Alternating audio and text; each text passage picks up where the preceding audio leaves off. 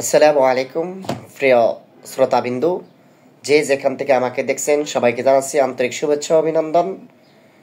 আমি আজকের তৃতীয় পর্বে রাজনীতি আসলে কি, অক্সফোর্ড ডিকশনারি অনুযায়ী রাজনীতির শব্দটা হলো রাজনীতির শাব্দিক অর্থে দুইটি অর্থ মেন করে। একটি হচ্ছে যে শাব্দিক সমার্থক অর্থে, একটি হলো এর মধ্যে আবার দুইটি পার্থক্য রয়েছে। রাজনীতির ব্যাস বাক্য হচ্ছে রাজার নীতি বা রাজার বাড়ি বা মেন পথ ইত্যাদি। আর দুইটি আরেকটি হলো যে আরেকটি মেন পথকে বোঝায় যে রাজার কার্য সম্পর্কিত বিষয়াদি বা রাষ্ট্রের সাথে যে সম্পর্ক থাকে, একটা রাজার নীতি বা আরেকটা হলো রাষ্ট্রের সাথে সম্পর্কিত কার্যাদি। এই দুইটির সাথে সম্পর্কিত অক্সফোর্ড ডিকশনারি অনুযায়ী পলিটিক্স শব্দের শাব্দিক এর বিস্তারিত আলোচনা রয়েছে। ডিকশনারি অনুযায়ী politics means the science and art of government. The science dealing the from organization and administration of a state. এখানেই রাষ্ট্রবিজ্ঞানের অক্সফোর্ড ডিকশনারি অনুযায়ী বলা হচ্ছে। একই ডিকশনারিতে আবার বলেছে politics is the branch of moral philosophy dealing with the state of a social organisation as a whole. তাহলে রাষ্ট্রবিজ্ঞান যা বলেছে বা ডিকশনারি অনুযায়ী রাষ্ট্রবিজ্ঞান যে কথাটা বলছে সেটার সাথে পুরোপুরি ঠিক আছে, কিন্তু রাষ্ট্রবিজ্ঞান হলো এমন একটি সরকার সম্বন্ধে নিয়ে বিজ্ঞান বা কলা কৌশল, কাঠামো, রূপ, প্রশাসন সংক্রান্ত বিজ্ঞান বা এর আবিধানিক অনেক ব্যাপক জীবন নিয়ে আলোচনা করেছে বা রাষ্ট্রবিজ্ঞানের সাথে বা চলমান জীবনের সাথে ঘটনা প্রবাহের সাথে অনেক বেশি সঙ্গতিপূর্ণ। উক্ত ডিকশনারি অনুযায়ী বলা হচ্ছে politics is the branch of a moral philosophy dealing with the state of a social organisation as a whole. এখানে বলা হচ্ছে রাজনীতি হলো নৈতিকতার একটি শাখা এবং কি যা সামাজিক সংগঠন হিসেবে নৈতিকতার দর্শনের সামাজিক সংগঠনের সাথে সম্পর্ক বিষয় দিয়ে নিয়ে একটি দর্শন বিষয় জড়িত বা ওতপ্রোত সম্পর্ক রয়েছে। মূল বিষয়টা হলো যে আসলে রাজনীতি হলো একটি সরকারের কাঠামো, একটি রূপ বা একটি আবিধানিক বা একটি রূপ বা একটি শাখা, যার কাজ হলো পুরো রাষ্ট্রকে নিয়ন্ত্রণ করবে। রাষ্ট্রের কাঠামো কেমন হবে, রাষ্ট্র সৌন্দর্য কেমন হবে, রাষ্ট্রের কলা কৌশলগুলি কেমন হবে, সেটা রাষ্ট্র মেকিং করবে। কিন্তু রাষ্ট্র মেকিং করার, যেখানে রাষ্ট্র মেকিং না করে কেউ যদি এর বিপরীত করে, তাহলে রাষ্ট্রের যে আর্ট আছে, যে রাষ্ট্রের কলা কৌশল আছে, গভর্নমেন্টের যে কলা কৌশল আছে বা প্রশাসন সংক্রান্ত বিষয়াদি আছে, এগুলোর সাথে তাহলে কি হবে, এর বিপরীত হয়ে যাবে।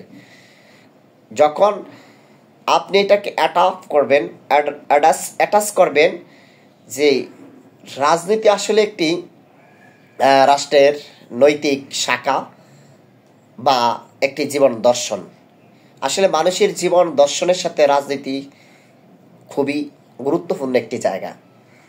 আর এই রাজনীতিকে যখন আপনি রাজনীতির জায়গায় মিস ইউজ করবেন, পলিটিক্যালকে মিস ইউজ করে আপনি বা পাওয়ারফুল অফ পলিটিক্যাল ইউজ করবেন, তখন এখানে রাজনীতির রাজনীতির আপনি অপমিত্র হবে বা রাজনীতিকে এক ধরনের গলায় ফাঁস দিয়ে আত্মহত্যা করার মতন হবে।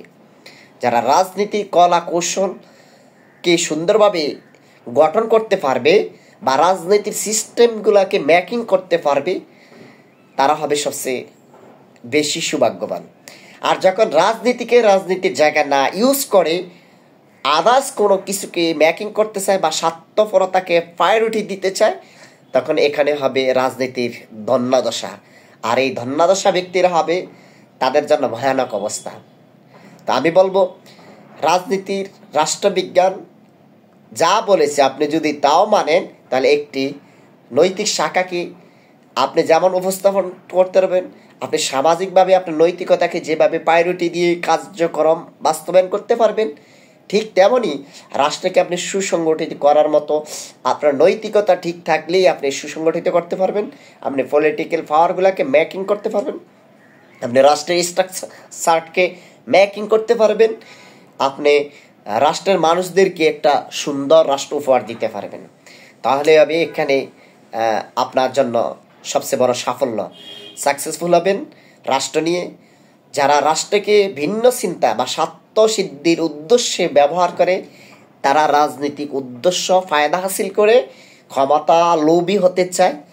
বাস্তবিকতা আসলেই ওরা রাজনৈতিক কলা কৌশল ব্যবহার না করে। তা আবারও বলছি, powerful of crafts absolute, powerful crafts absolutely.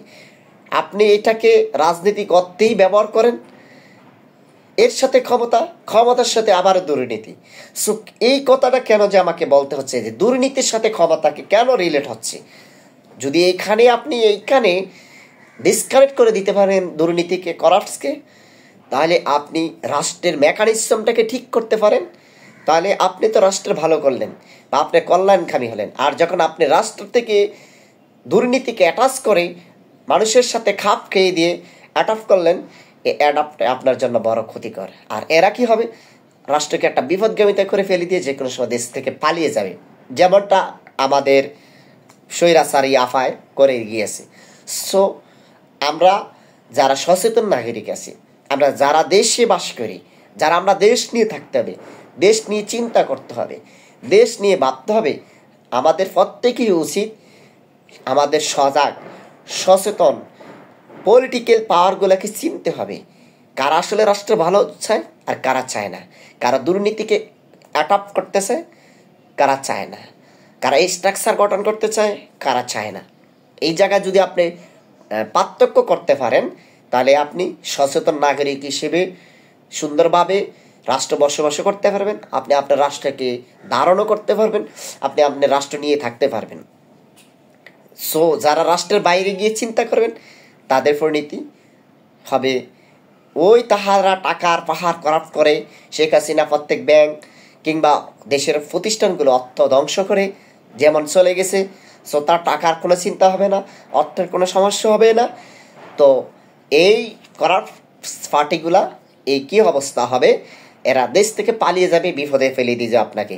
So ফিরে আসেন আগামীর রাজনীতি, আগামীর দেশ নিয়ে আপনি একটি সুন্দর ভোটের মাধ্যমে একটি দেশ গড়ার অঙ্গীকার ব্যক্ত করে আপনি একটি সমাজ গঠনের শপথ নিয়ে ফিরে আসুন কল্যাণের দিকে। আমরা সবাই কাঁধে কাঁধ মিলিয়ে দুর্দশা কিংবা শোষণ বঞ্চনার শিকার থেকে সবাইকে মুক্ত করি। আল্লাহ হাফিজ।